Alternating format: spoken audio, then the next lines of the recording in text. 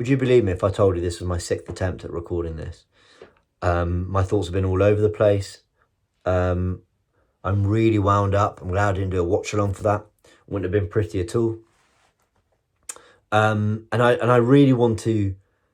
If I'm going to put out 10 minutes of thoughts on this, I do want it to be clear, concise, and I want you to go away with a real, genuine idea of how I feel about this, because I've got a lot of thoughts, and it's been quite hard to make sense of it all. So I've written a list, and I'm going to go through it, because there's a lot to talk about.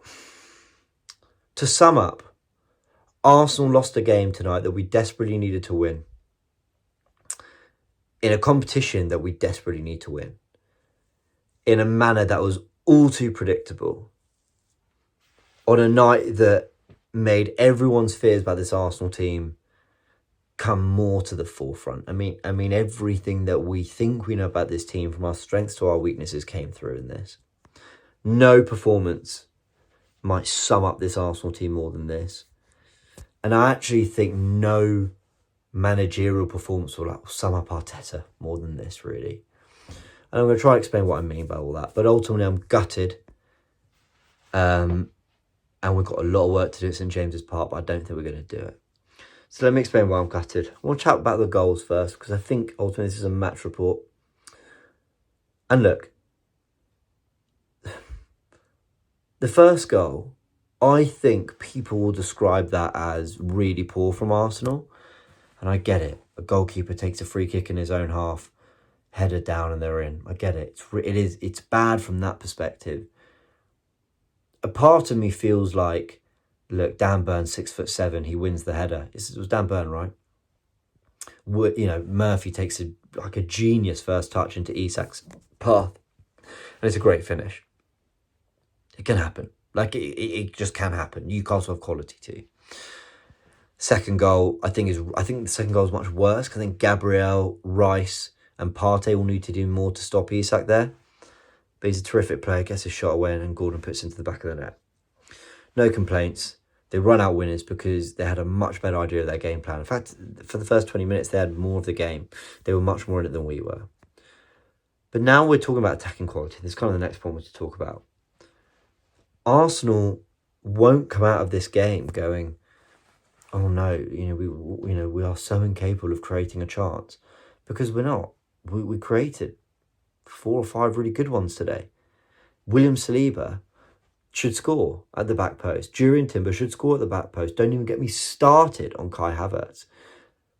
And then Martinelli, I actually think of the 4 chances, Martinelli's was the most difficult one, because he's got a lot of time to think about it and he's running at goal. But he should do better. Of course he should do better. He should score. So on another day, Arsenal might be 4-2 winners. But it's not going to happen on another day, because we haven't signed the players to make those margins go in our favour.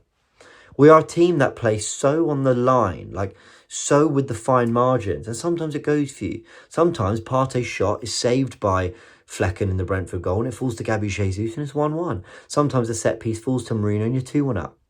On another day, Marino doesn't score from that set piece, like against Brighton, and they get a penalty. We can debate that all day long. And the game's 1-1. Could have been 2-0, but it was 1-1. And Mikel is saying in interviews after, I think on another day we could have won that game. We did enough to win the game, blah, blah, blah. Okay, cool. But for how many years are we going to talk about games that we could have, should have won, when actually the reality is that we don't have the players to turn those half chances into goals? We don't have the players to turn really good chances into goals more often than not. And whose fault was that? It's Mikel Arteta and Edu and the transfer committee and whoever is involved in spending £65 million on a player who we don't know if he's a midfielder or a striker. That's it. The attack is so underinvested in. Sterling's alone. Trossard's a £27 million backup. Marte's a £6 million player from the Brazilian 4th division. He's aged the best of all those signings. Bless Bukayo Saka, the best of probably our best player. We miss him desperately. Gabby Jesus hasn't been the same since the injury, and City didn't want him either after that. Who else have you got? We mentioned Havertz. And we wonder why we don't look like a side that have got bags of goals in us. And sometimes we've been coached so perfectly that we found the goals, like in the last couple of seasons, where we've hit our highest goal scoring tallies in the league. But the reality is, look at your eyes, don't always look at the numbers. Arsenal don't have potency in the attacking, in the front three. We barely even have real creativity from a number 10 perspective, because Ødegaard isn't that, and he was a disaster today, by the way. And those are the areas that Arteta's invested in least. So can we be that surprised? And Mikel can lament missed chances, which I imagine he will do in the post-match.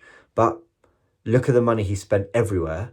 £70 million of it on Marina and Calafiori in this last window. That could have gone on one attacker, which might make a difference, because those two didn't even come on in this game. Now, we needed those two. I'm not saying that those two players and positions didn't need addressing, but I think it just makes a real point when your three summer signings didn't even come on, and one of them is a winger, Raheem Sterling, who we signed at the end on transfer deadline day. Didn't even bring him on, not when we were losing at Newcastle at St James's Park, not in this game at the Emirates against them, not into Milan. We never once turned to Raheem Sterling. So Mikel Arteta is making it as clear as possible that he doesn't rate this player. So why on earth did we sign him? And if you just did it to appease the fans, then that goes against everything you've actually done quite well over the previous years, and would be so disappointing. And I know I said someone, anyone, you know, it's worth getting someone just because they might be different to what we've got. But that's with the hope that you use them. That was with the idea of actually playing them. So he opted for Trossard on the right wing, which he's not got any of the attributes you want for a right winger. He's not got blistering pace. He's not got a natural left foot. He can't even cut in and create in that sense. It's not, it's a horrible fit, and that's what he went with. When Gabby Jesus has actually been in decent form over the last 5-6 games, but no, he took him out of the 11. Completely to accommodate Kai Havertz, who played up front and was abysmal, shocking, like Ødegaard. The last two players I did sort of breakdowns on and sort of analysis on their performances when I was really praising them. They've been shocking since. So I've jinxed it.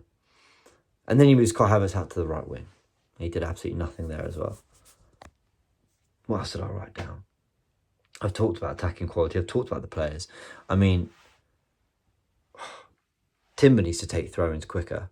I just thought he was good today, Timber, but he needs to take throw-ins quicker. And I think a big part of that is instruction. We are so slow. We want to do everything at our pace. Hell, at least Martinelli will get criticism today. And you know what? Probably fair enough, because they pretty much all deserve criticism, except for Miles Lewis-Skelly. Maybe Gabriel Saliba could do better. No, they weren't great today, to be honest. They were fine. Lewis-Skelly, tremendous. Martinelli, at least he huffed and puffed and tried and looked to make things happen. That's the only thing I'll say. At least he looked dangerous, like he might do something. Trossard, Havertz, everyone else, Jesus when he came on, super disappointed in them. But Martin Ødegaard, mate, you're the captain of this team. You need to step up now. You had your 2 months off. You actually came back looking in really good shape and playing well. So, this isn't about rediscovering some sort of form or fitness. The guy's fit. And should be raring to go, but he hasn't been since West Ham away. Guys, I really wanted to win this game. I really, really, really wanted to win this game in this cup. And look, of course we could still do it. Of course we could still potentially do it. But it'll take a miracle. But I feel like I've lost so much of my hope, because the reality is, how often can you keep watching the same thing and expect different outcome? Jesus isn't going to become a world-class goal scorer. Kai Havertz isn't going to become a world-class goal scorer. Sterling isn't going to become a blistering winger that Arteta suddenly trusts. Trossard isn't going to develop, the pace he needs. Martinelli, well, I've been looking for that confidence for the last year and a half, and he's not discovered it once. I mean, these things, they're not just going to happen. So you've got to address it in the window. But Arsenal seem really reluctant to do that for whatever reason.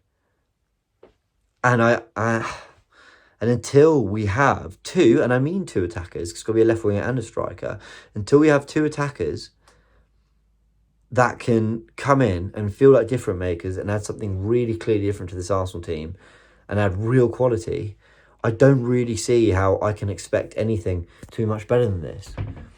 We'll put in that performance that we just put in against Newcastle probably 15 more times this season. And you know what? We'll probably win 10 of them. Because, like I said, on another day, you probably do win that game for the chance you had. But how many times are the same problems going to cost you? And we're just going to go, oh, we're unlucky. At Villa Park, they missed chances, we took ours, fine margins, we won that game. Brentford, the ball fell for us a couple of times, took those chances, we won 3-1. Good win. But Brighton, the fine margins didn't go our way. You know, Man City, the fine margins didn't go our way. Okay, down to 10 men, unlucky. But in that moment, the fine margins didn't fall for us. And you cannot play a style of football that is so like constantly on the brink. Well, yeah, well, you know, we're kind of putting in performances that some days might win you games, some might not. And I think the only way, if that's going to be your style of football, to be quite risk averse and hope that your 3-4 chances a game you create is going to be enough, if that's the style of football you're going to play, then you need to have players that don't need a lot of opportunities and don't need, you know, they don't need a real sight of goal to put that ball in the back of the net. But that seems to be the one player Arteta's like super reluctant to go get. I'm furious about this result. I've tried to be really calm in my assessment of it here. I'm not even sure I've made sense. I've just jumped all over the place. I'm just getting it all off my chest. I don't know what to say, because it's the obvious. Keep fighting in the league. Try turn it around at St James's Park. Like, I could say all that, but I don't believe it anymore. Like, before, I sort of believed that this Arsenal team could go up levels. A lot of that was down to players returning from injury and illness and signing players too.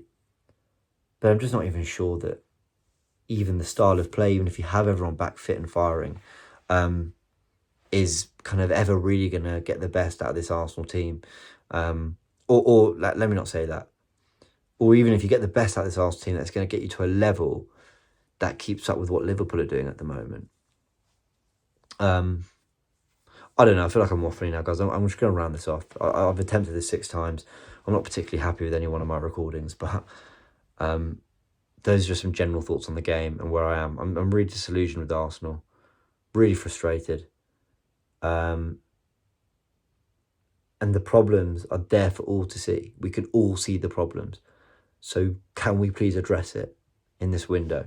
And until we do, I struggle to have much more belief than this.